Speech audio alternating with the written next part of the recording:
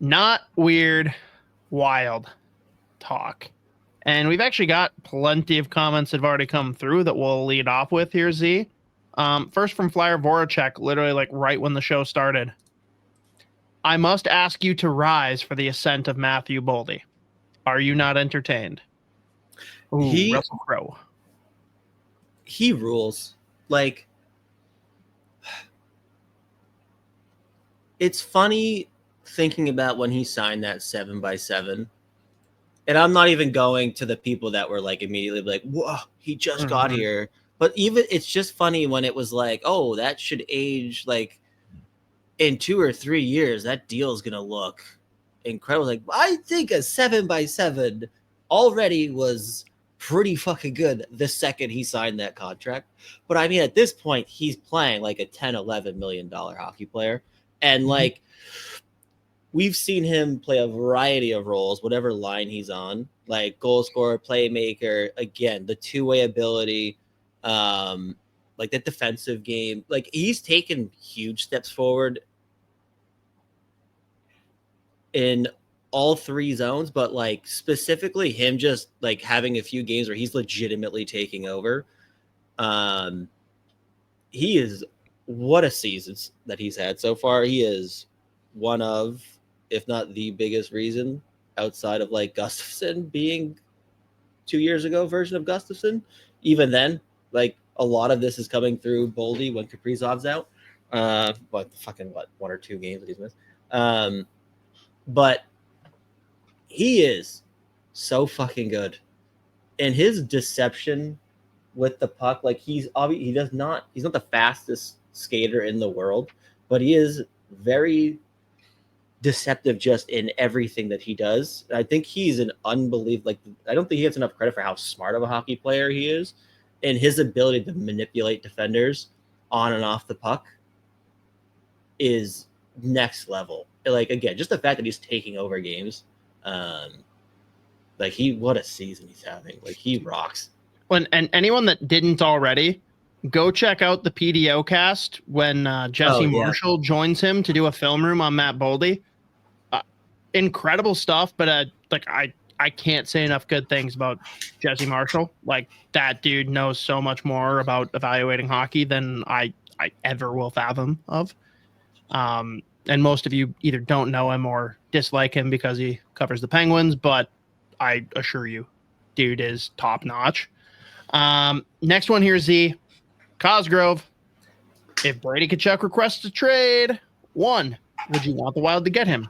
2, if yes, what would you be willing to give up to get him?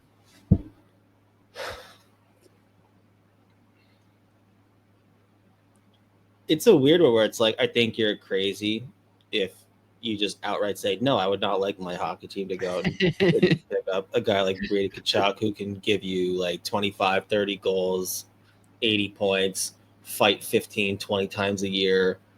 It just like the second he stepped in the NHL, he was a beast.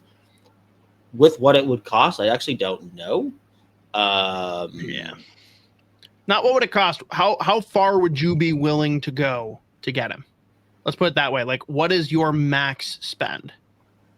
I still think it'd probably be a combination of like a first, a prospect, and a current roster player, which even like I don't even think though. I think the Wild would probably have to go pretty deep into like as far as making the trade work. It feels like one where you'd probably have to go where you may not be super comfortable as far as like prospects you want to give up. Yeah. I'll be curious to see what they want to do at the deadline because, I mean, how well they've drafted over the last few years, the needs they have now, it's a really weird combination where I still think they obviously need some depth scoring, but I don't know if they really need to go out and like go crazy if they are like serious about being a like good, solid, make like a decent playoff push. I think there's a difference though between a rental and a long-term guy, you know. But no, you're right. I'm not on the rental train unless it's like a cheap, affordable type rental. But what'll be interesting it'll be so if there is like a mandate from ownership that they get active this summer once those buyouts are up, even though they spent most of that money already on a bunch of 4x4s. That's where I'm like, okay, like, do they consider doing something like that, or are they gonna do free agent? You know what I mean?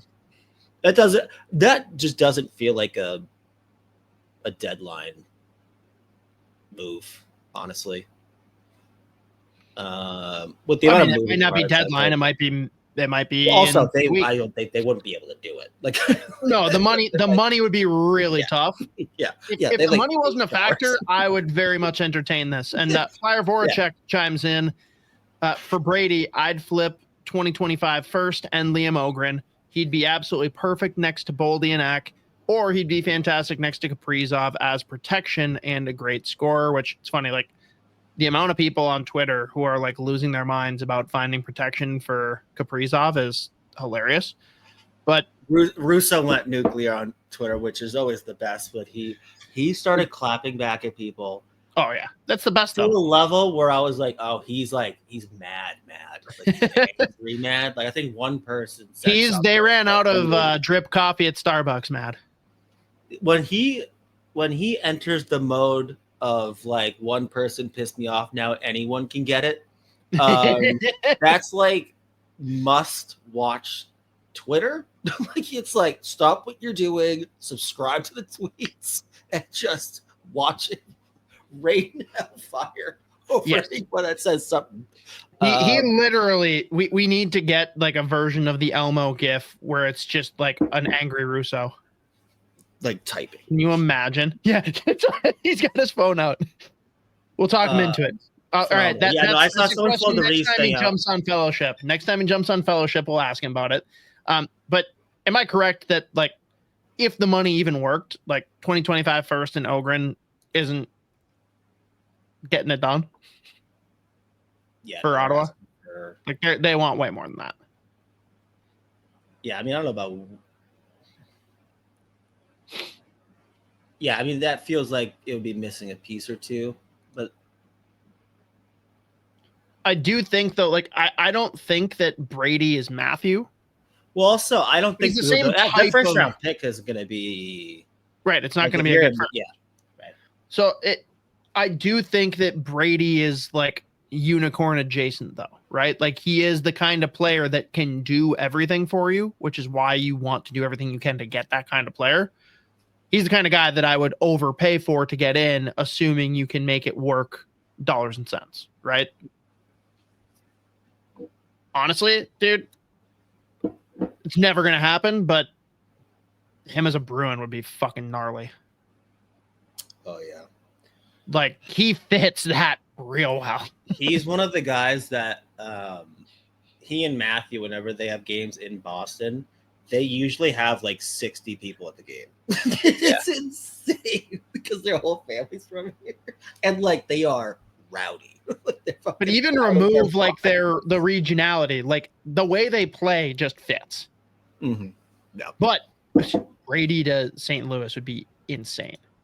Well, yeah, that was the big one too. Like before Matthew got traded to Florida, the other big player in that one was St. Louis. So that was like I think he said he had like 3 or 4 teams he was like okaying to go to, and obviously I'm talking about Matthew right now as we're talking about Brady, so I guess it doesn't really matter. But yeah, I mean a Tkachuk back in St. Louis would be, I mean it makes too much sense. But with awesome. Jim Montgomery as the fucking coach, god damn it, the quotes that would come out of there, dude. And imagine him with Ricky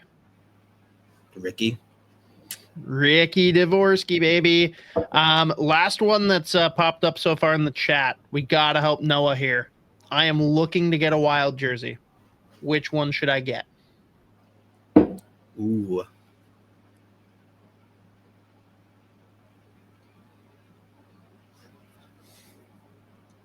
I feel like Faber's such a good one. Like potential future. I mean, feels like fairly likely eventual captain. Long-term Minnesota kid. He might play his whole fucking career here. No, he will. He will. Yeah. I mean, he's locked in, obviously, but like, he just makes a ton of sense. I feel like you got good security with him not going anywhere at least anytime like in the next next decade. Let me fan favorite. I want to call and raise that though, because if you really want to be a boss, you should get a Faber Gopher jersey instead. Fair. But no, Faber's a fair one. I'm like the worst person to ask because I like go obscure no matter what. Like I don't like having the same shit as other people. Mm-hmm. Like I've told this, I don't know if I've told it on here before, but like Randy Moss is the greatest football player ever, period. I have always loved him and been obsessed with him. I would not get a Randy Moss jersey because every single motherfucker had a Randy Moss jersey. You know? So if we're going to go like real deep cut obscure, you're getting a throwback jersey and you're going to get Bateri Numelin, who is the only player in Minnesota Wild history to hold an NHL wide record. That's right. Greatest shootout percentage ever with minimum of 10 attempts. Now, if we're going current roster, I'm also a guy that would probably get like the wheat Iowa Wild and get one of those guys that's up and coming. Like that'd be a sick one to get of Haight or like a Bankier or a Lambos or an Ogren, whatever. If we're going current Minnesota Wild roster though, I feel you're gonna go. It depends on if you care about longevity, right? Like, do you want this to be a player that you know you can continue wearing the jersey? Because I got two that don't fit that bill. Otherwise, if we're going like needs to fit that bill, I'm saying Jesper Wallstedt.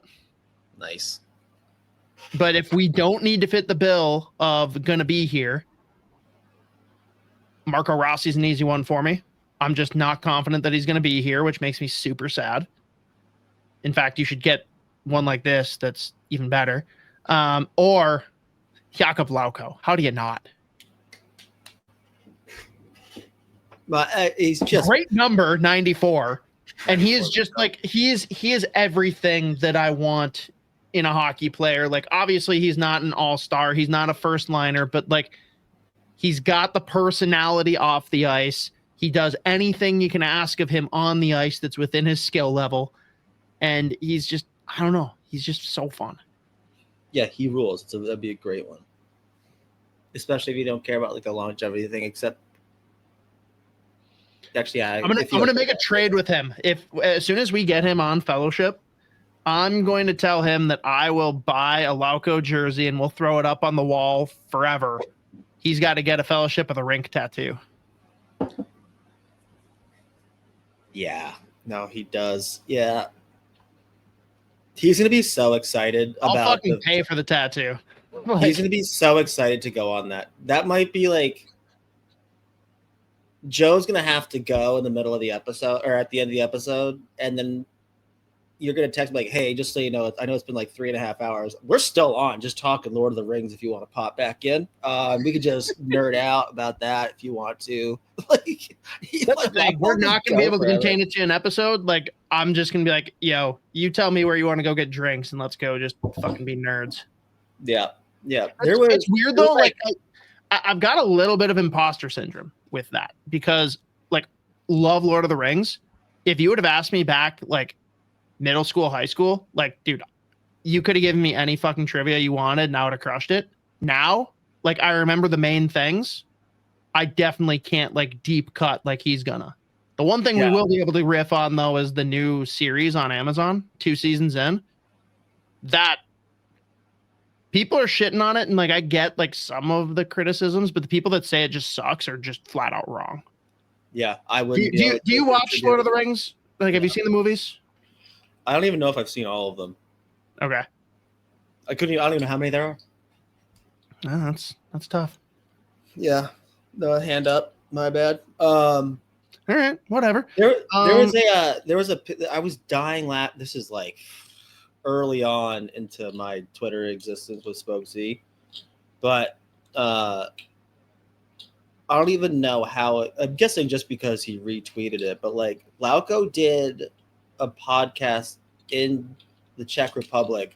It was like a music, like a rock and roll podcast, and the picture that they posted of him like doing the episode, he's got like a band, he's rocking a bandana and like jean jacket. It's like this guy is the fucking man, dude. Like he is the best. Trying to be Yager. Yeah. Oh yeah. There you go. But he is just. Cosgrove has a really good point here. My players do not last here. That's a good point. I've got the Koivu Columbus jersey. He lasted 7 games there. Shit.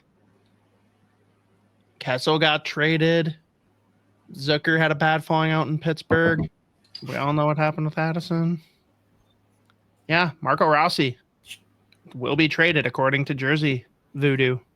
Thanks, Cosgrove. All right. Anything else Minnesota Wild we want to touch on before we jump World Junior? Just a couple things real quick. First of all, phenomenal news on Kaprizov. Looks like he is back in tonight. Avoiding any serious knee problems.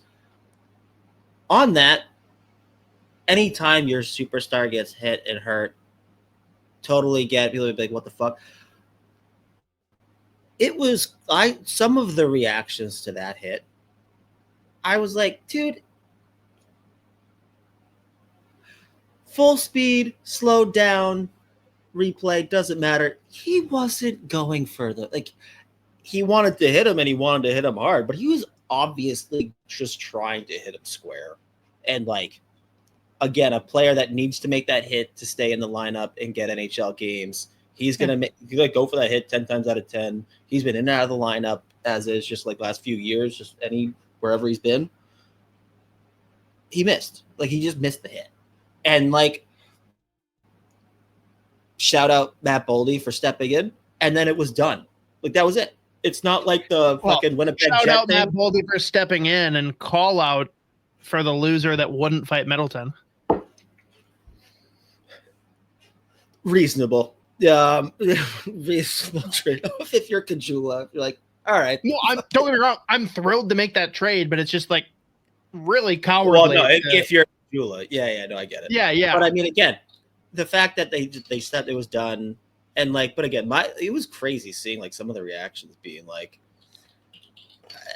I mean, again, why is Foligno still here? That's the thing where I'm like, come on, man. He wasn't like even as he's been playing great lately. Like, scored a fucking goal in the game. Like, what's the point of having him here? Like, shut up. Yeah. If the person that made that comment is listening right now, like, feel free to not listen. I don't care. Like, you're just dumb. Yeah. But then the only other wild thing I at least wanted to touch on real quick, that officiating crew in Calgary, I do not enjoy talking about referees at all. Like, they all annoy me. And like, anytime to spend more than 2 seconds talking about like bad calls, it's just not fun. It's just not fun to like talk about on a podcast or listen to. That was so fucking egregious. It was insane. That one with the Hartman getting cross-checked in the head 17 times and Boldy and like no call. Boldy went over and pushed him, and they take both. I knew you were going to go there. The first replay, like, it cuts off as Boldy's getting there. And then, like, during intermission, they played the full clip. And I was like, oh, there wasn't any more? Like, they didn't even punch each other? I was like, so there was going to be no call, but then Boldy stepped in and, like, it's got Hartman off, or got, was it Uyghur? Yeah, Uyghur off of him. And then they ended up going with both. It was asinine. And then the goalie interference from the dude called it from like the parking lot while the other is literally like basically on top of both of them. And I love the way Ryan Hartman for going off on him after the game too. Yeah. Well, and Russo just like as cheeky as can be, like, and the ref calls the penalty from 100 feet away. Cool. I love what I do love that anytime that stuff happens, like Russo is not holding back on Twitter, like live, like just throwing the ref's name out there and be like, by the way, same guy they had 2 games ago. He knows every wild game that refs like has worked for like the past 4 years. He's just like, he was ref on this day. Like this guy, like what a treat to have this man writing for the Minnesota Wild and the Athletic. The reply might have to be like, who's worse, him or Peel? But Russo likes Peel, so that's tough. Yeah, I don't know about likes. But, like they've gotten cigars together. I think that's all it takes for Russo to like you. Yeah, I have yet to do that. I probably never will. But at least wanted to just because that was the decisions that were made in that game from the ref were crazy. But then shout out Marco Rossi. He was like good but quiet, I thought. And then of course it's him that steps up, scores the tying goal. Like we've talked about this before. It feels like the coach is like looking for a reason, and he just still, even in a quiet game, the fact that he's able to step up and produce in big moments. I mean, I think he's right under a per game now. Still, he's on pace for 24 goals and 68 points. I will take that if he can get one more point. Yeah, he needs to get. Yeah, we need to hit that benchmark, the 69 benchmark. But it's gonna. I hate that it still just feels like a foregone conclusion that it's just like probably not a long-term thing. Which again, it's just so weird. Fucking first like out and out center that can produce that you draft in the top 10 that you've been looking for forever. And it's like, yeah, no, we're just not comfortable. I think part of it is just like his game is interesting where it's like he is capable. He is a super skilled guy, but he's a short center. The foot speed isn't like crazy or anything, so it's like a lot of what he does doesn't necessarily like jump off the page or like stand out as far as like highlights go, but like he is incredibly effective, and like just the fact that he's worked to where he's got to despite all the setbacks with his health, it just sucks that it feels like it is still a foregone conclusion. But I mean, another guy, what a season he's having. Yep.